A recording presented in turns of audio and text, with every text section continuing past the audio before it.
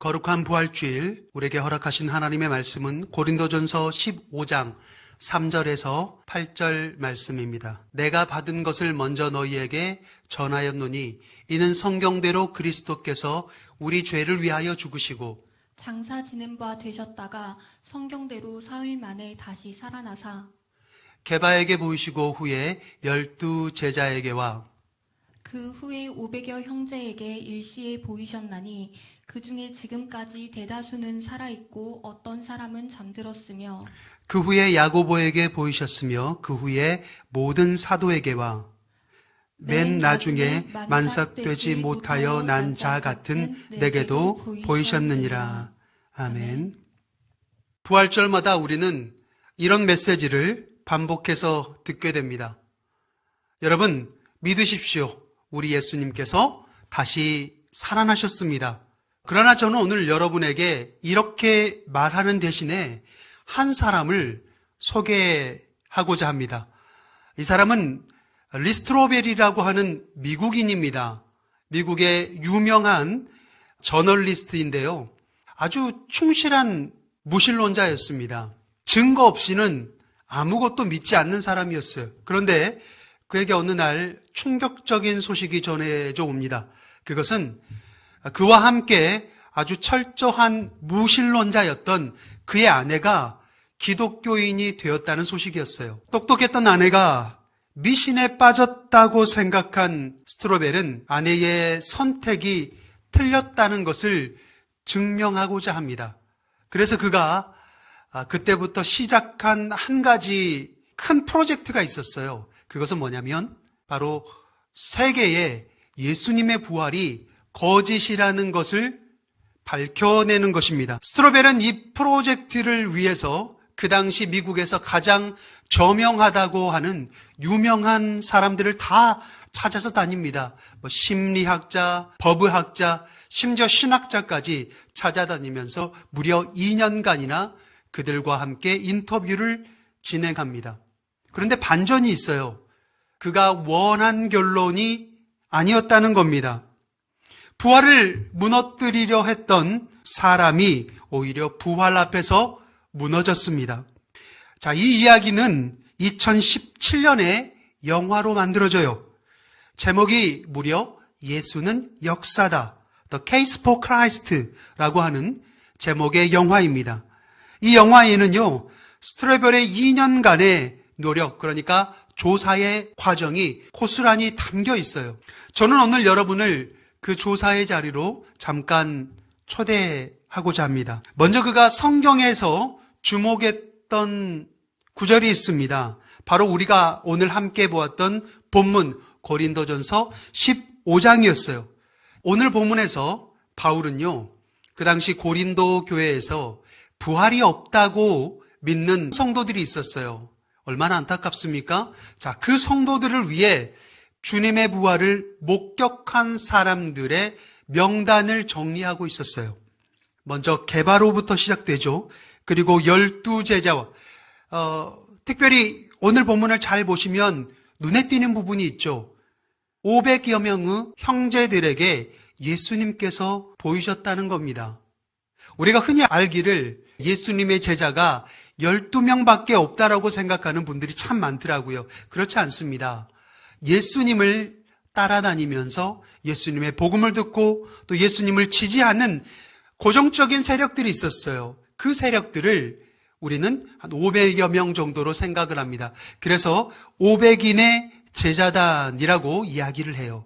근데 예수님께서 오늘 본문에 보니까 그 500여 명의 제자들, 형제들에게 동시에 나타났다라고 하는 겁니다. 그런데 6절 중반에 보니까 그 중에 대다수가 살아있다라는 말이 나오죠. 이게 무슨 의미일까요? 이 본문이 기록될 때는 예수님께서 부활하신 그 이후 20년의 세월이 흐른 상황이었어요. 그러니까 그 중에 몇 명은 죽어 있을 수 있겠죠. 그러나 대다수는 아직도 살아있기 때문에 당신들이 내 말을 믿지 못하겠거든. 나에게 그들의 연락처가 있으니 찾아가서 따져보아라 라고 하는 것입니다. 자신이 있다라고 하는 것이죠. 자, 그런데 바로 여기서 스트로벨의 반론이 나옵니다. 스트로벨은 이렇게 생각한 거예요. 아니, 어떻게 동시에 500명이나 예수님을 볼 수 있느냐? 이것은 말도 안 된다.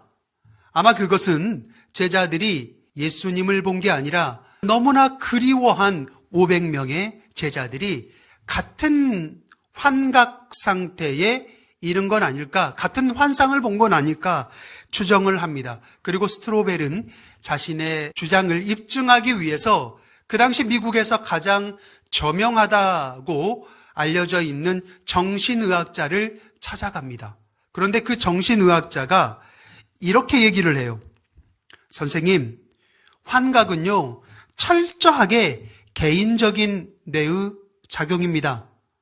우리가 꿈을 꿀 때 내가 꾼 꿈을 다른 사람과 공유할 수 없는 것처럼 환각도 똑같습니다. 환각은 절대로 공유할 수 없는 개인적인 것입니다. 그래서 만약 500명이 동시에 부활한 예수님을 보는 그런 환각을 봤다면 그건 아마 부활보다 더 큰 기적일 겁니다. 이렇게 얘기했다는 거예요. 여러분 놀랍지 않습니까? 부활을 부정하시려면요, 오히려 우리는 부활보다 더 큰 기적을 믿어야 하는 상황이라는 거예요. 자, 그렇다면 이제 이것을 법정의 언어로 다시 보겠습니다. 자, 법정에서 어떤 사건을 다루는데 제일 중요하게 여기는 게 뭐죠? 바로 증인의 유무입니다. 이 사건을 본 증인이 있냐 없냐라고 하는 거예요. 자, 그런데 단독 증인이 있어요. 한 사람입니다. 그럼 어떻게 될까요? 다행이긴 하지만 신빙성의 논란이 있을 수 있어요. 왜? 한 명밖에 보지 못했기 때문에. 자, 그리고 한두 명이 봤어요. 다시 말해 소수의 증인이 있어요. 그럼 어떻게 될까요? 다행이지만 소수의 증인은요, 공모 가능성이 제기될 수 있습니다. 쉽게 말해 자기들끼리 짜고 칠 수 있는 위험이 있다는 거예요.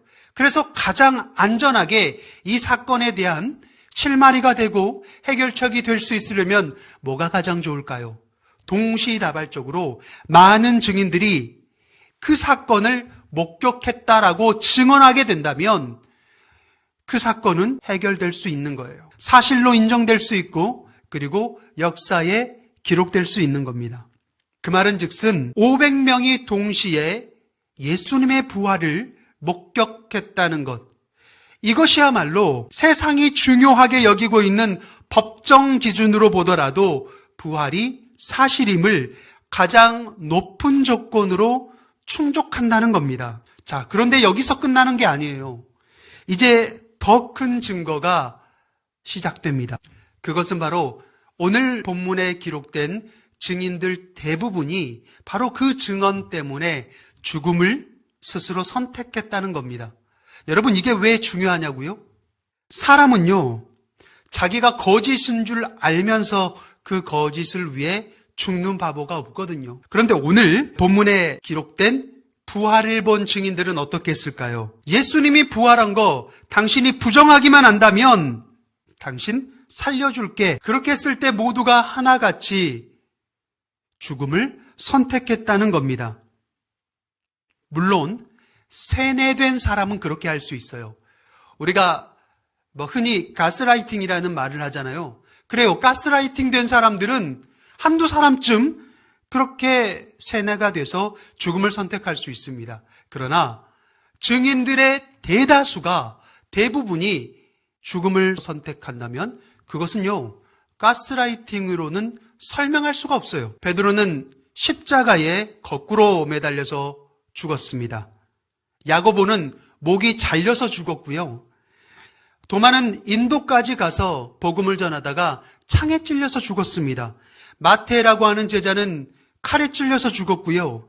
빌립은 채찍질을 당한 후에 십자가에 매달려 죽습니다. 그 외에도 예수님의 수많은 증인들이 스스로 죽음을 선택했다는 겁니다. 자, 그 중에 베드로를 한번 보실까요?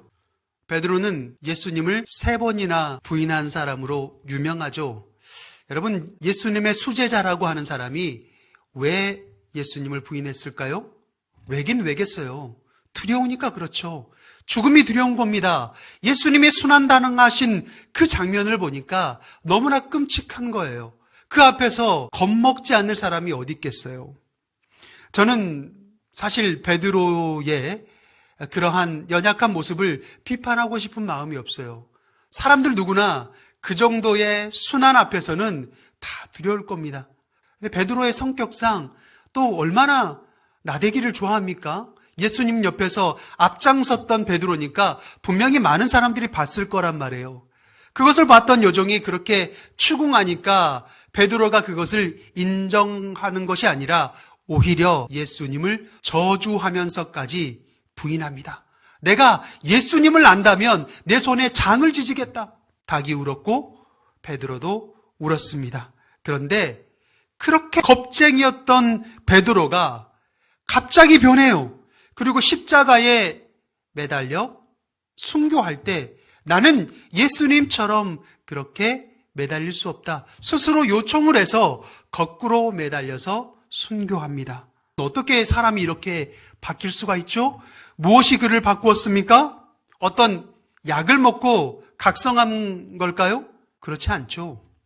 베드로는 명확하게 너무나 확실하게 예수님의 부활을 봤다는 거예요. 여러분, 순교는요, 단순한 신앙의 문제가 아닙니다. 우리가 순교하는 사람들을 볼 때 어떤 생각이 들어요? 아, 저 사람은 정말 믿음이 좋은가 보다. 그래서 순교했나 보다. 그런데 아무리 믿음이 좋아도 순교한다는 것은 아예 차원이 다른 이야기예요. 그래서 그들이 끝까지 죽음 앞에서도 버텨냈다는 것은요, 그들이 부활을 믿었다는 정도가 아니라 부활을 알았다는 거예요. 실제로 부활을 봤다는 거고요. 부활을 체험했다는 겁니다. 죽은 사람이 살아난 걸 봤어요. 예수님이 분명히 죽었는데 살아났어요. 그런데 사람이라면 죽음의 권세를 스스로 이기고 살 수 없잖아요. 그 말은 즉슨 뭐예요? 이분이 사람이라는 얘기가 아니죠. 누굽니까? 하나님의 아들이라는 것을 부활한 예수님을 목격한 사람들은 깨닫게 됐어요. 그런데 하나님의 아들을 만난 사람들이 어떻게 그 하나님의 아들을 배신할 수가 있겠습니까? 배신할 수가 없는 거예요. 우리가 누군가에게 들은 얘기는요, 믿음이 흔들릴 수 있습니다. 그러나 자기 눈으로 직접 목격한 것은 결코 죽음 앞에서도 흔들릴 수 없는 거예요. 자, 그럼 여기서 또 다른 반론이 제기될 수 있을 것 같아요. 이런 거죠. 목사님, 무슨 말인지 잘 알겠습니다. 그런데 어쨌든 예수님의 제자들이 순교한 것은요, 3년 동안이라 예수님과 동고동락했잖아요. 먹고 자고 다 했는데 얼마나 정이 들었겠습니까? 그러니 예수님을 위해서 충성스러운 마음으로 죽음까지 불사할 수 있었던 거 아닐까요? 물론 나름대로 타당한 반론입니다. 그래서 성경의 역사는요, 이 반론을 잠재울 2명의 특별한 증인을 불러 세웁니다. 오늘 본문 7절과 8절에 그 증인들이 기록되어 있어요. 자, 이들이 중요한 이유가 있습니다. 뭔지 아세요? 이들은요, 예수님을 사랑하지 않았거든요. 예수님을 위해서 순교한 사람들이, 다른 사람들은 예수님을 사랑했던 사람들이라면 이 2명의 증인은 예수님을 사랑하지 않을 뿐만 아니라 심지어 예수님을 적대했던 사람들입니다. 그 첫 번째 증인이 누구냐면 바로 야고보라고 하는 사람이에요. 목이 잘려서 순교했던 예수님의 제자 야고보가 아닙니다. 그 야고보와 동명이인이고요. 심지어 예수님의 친동생입니다.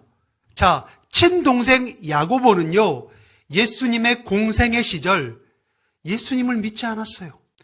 오히려 친형이 미쳤다고 생각을 해서 우리 집안의 창피다라고 생각을 하고 그 예수님을 잡으러 다녔던 사람이 바로 예수님의 친동생 야고보입니다. 생각해 보세요.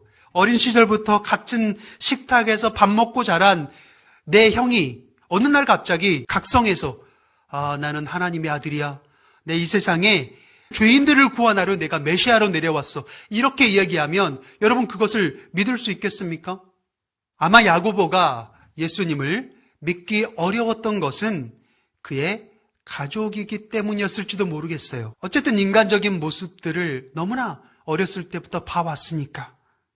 그런데 정말 이해하기 어려운 것은요, 어느 순간 야고보가 완전히 다른 사람으로 변했다는 겁니다. 그 시점이 언제냐면 예수님의 부활 이후예요. 야고보에게 무슨 일이 있었을까요? 오늘 본문 말씀 7절에 보니까 이렇게 기록되어 있죠. 그 후에 야고보에게 보이셨으며 500명의 형제들, 제자들에게 나타나신 예수님께서 그 후에 친동생이었던, 나를 믿지 않았던, 나를 적대했던 친동생에게 친히 나타나신 겁니다. 부활한 몸으로 나타난 친형을 바라본 야고보가 어떻게 생각했을까요? 그 전에는 정말 미친 사람처럼 생각했던 친형이 정말 살아난 거예요. 아, 우리 형이 생전에 말했던 것처럼 정말 죽음을 이기고 살아났구나. 그가 생전에 했던 모든 말이 다 거짓이 아니라 사실이었구나. 그때부터 야고보는 그의 인생이 완전히 변하게 됩니다. 예수님을 믿지 않고 예수님을 적대했던 삶에서 어떻게 변한 줄 아세요? 초대 예루살렘 교회의 지도자가 되었다는 겁니다. 지금으로 말하자면 개척교회 목사가 된 거예요. 뿐만 아니라 결국에는 어떻게 됩니까? 다른 순교자들처럼, 다른 증인들처럼 순교당하게 됩니다. 결국 평생 형을 믿지 않았던 동생이 형의 이름으로 죽었어요. 두 번째 증인은 바울입니다. 바울이 어떤 사람입니까? 오늘 본문 말씀을 기록한 사람도 바로 바울이에요. 그래서 우리가 바울을 생각하면 우리는 너무나 좋은 마음을 가지고 있어요. 정말 예수님의 충실한 제자요. 사도로서 그렇게 생각을 하죠. 그러나 사실 그렇지 않습니다. 바울은요, 예수님을 적대했던 사람이에요. 예수님을 믿는 사람들을 잡아서 감옥에 넣는 그러한 사람이 바울이었습니다. 우리가 잘 알고 있는 스데반 집사님, 어떻게 죽었죠? 어떻게 순교했습니까? 돌에 맞아서 순교했어요. 너무나 끔찍합니다. 그런데 그 현장에서 가장 앞장섰던 사람이 바로 바울이었다는 거예요.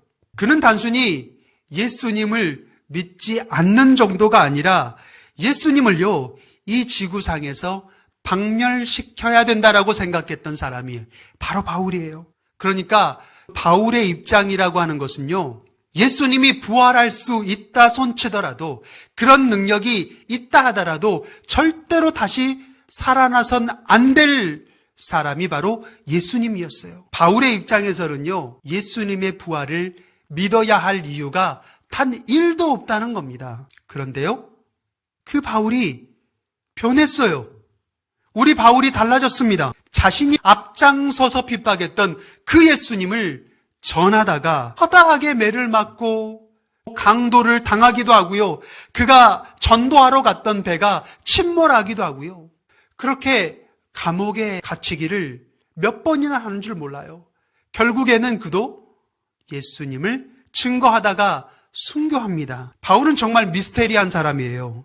한때 자신이 없애려 했던 사람에게 가장 충실한 전도자가 됐어요. 초대교회에 가장 많은 교회를 세운 사람이 바울이고요. 그리고 가장 많은 신약 성경을 기록한 사람도 바울입니다. 나중에 바울은 스스로 증언하기를 자신이 기독교인을 핍박하러 가는 그 길목에서 다메섹이라고 하는 곳에 지나다가 부활하신 예수님을 만나고 그분이 바로 하나님의 아들인 것을 깨닫게 되었다.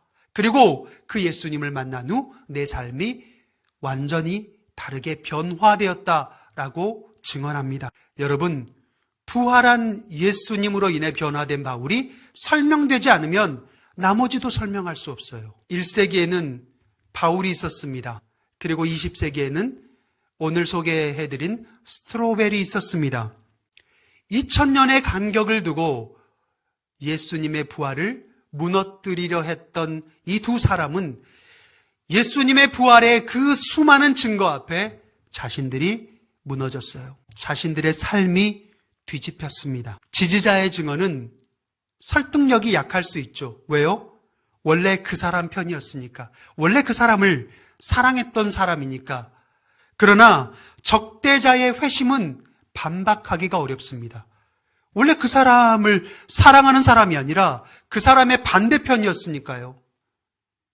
우리가 어떤 영화를 보면 사건을 뒤집는 사람들이 나옵니다. 근데 그 사람은 주인공의 편의 사람이 아니라 반대편에 있었던 사람이 내부 고발자로 나왔을 때 사건이 뒤집혀요. 기자회견을 한다고 합니다. 수많은 카메라들의 셔터 세례에서 제가 여러분들 앞에 회심하게 된 이유를 발표하겠습니다. 신문기사 일면에 뒤집혀질 만한 기사가 나오는 거예요. 오늘 야고보와 바울의 증언이 바로 그런 것입니다. 스트로벨은 모든 조사를 마친 후 이렇게 고백합니다. 우리 함께 고백해 볼까요? 나는 부활을 믿기로 결심한 것이 아닙니다. 다만 압도적인 증거의 물결이 나를 자연스럽게 그 결론으로 데려갔을 뿐입니다. 저는 오늘 여러분에게 예수님의 부활을 믿으라고 강요하지 않겠습니다. 설교자로서 매번 반복되는 부활주일마다 예수님의 부활을 선포합니다. 여러분 믿으시라고. 그런데 참 안타까운 것은요, 많은 성도들의 얼굴에서 다른 것은 믿을 수 있어도 예수님의 부활은 믿기 어렵겠다는 표정을 볼 때 참 마음이 아픕니다. 여러분, 우리가 예수님의 부활을 믿지 못한다면 우리는 예수님을 예배할 필요가 없어요. 왜냐하면 부활한 예수님 때문에 교회가 시작됐기 때문이에요. 우리는 부활의 첫 열매가 되신 예수님을 믿기 때문에 예수님을 의지하고 예수님을 예배하고 다시 오시겠다라고 약속하신 그 주님을 기다리는 겁니다. 그 주님을 기다리는 것을 우리는 신앙이라고 이야기하는 거예요.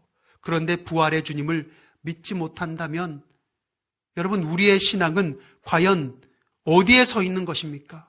마지막으로 이 질문을 드립니다. 여러분 생각해 보세요. 부활하지 않는 사람을 위해서 아무것도 얻은 것 없어요. 얻을 것이 없습니다. 그런데 그 사람을 위해서 죽었던 수많은 증인들의 삶을 여러분 어떻게 설명할 수 있겠습니까? 사랑하는 성도 여러분, 1세기에 500명이 그랬듯 오늘 이 자리가 501번째 부활하신 예수님을 증언할 수 있는 증인이 나오는 귀한 예배가 될 수 있길 소망합니다. 오늘 고린도전서 15장 6절 이런 말씀이 있죠. 그 중에 지금까지 대다수가 살아있고 그들은요 살아서도 예수님을 증언했고 죽어서도 예수님을 증언했습니다. 그리고 이 설교도 그 증언의 한 줄기입니다. 기도하겠습니다. 주님, 죽을 수밖에 없는 죄인을 위해 모든 물과 피를 다 쏟아내시고 십자가에 못 박혀 죽으셨습니다. 그러나 주님께서는 그 죽음의 권세를 스스로 이기시고 사흘 만에 부활하사 우리들의 부활의 첫 열매가 되셨습니다. 지금 그러므로 우리도 부활을 꿈꿀 수 있게 되었습니다. 우리 역시 주님을 따라 죽음의 권세를 이길 수 있는 소망을 주셨습니다. 우리의 모든 삶 가운데 주님 그것이 목표가 되고 가장 귀한 신앙의 고백이 될 수 있기를 원합니다. 그러므로 우리는 이제 다시 오실 주님을 기쁨으로 기다립니다. 그리고 다시 오실 그 주님을 위해 이 땅 가운데 작은 예수로 살아갈 수 있기를 원합니다. 우리가 작은 예수로 살아가는 모든 날 동안 또한 주님의 증인으로서 아버지 온전하게 살아갈 수 있기를 원합니다. 그 부활의 증언 앞에 부끄럽지 않는 삶이 될 수 있도록 인도하여 주시고 주님 증인으로서의 삶이 값지고 열매 맺는 귀한 삶이 될 수 있도록 성령님께서 인도하여 주시옵소서. 이 모든 말씀 살아계시며 역사하시는 우리 구주 예수 그리스도 이름으로 간절히 기도드립니다. 아멘.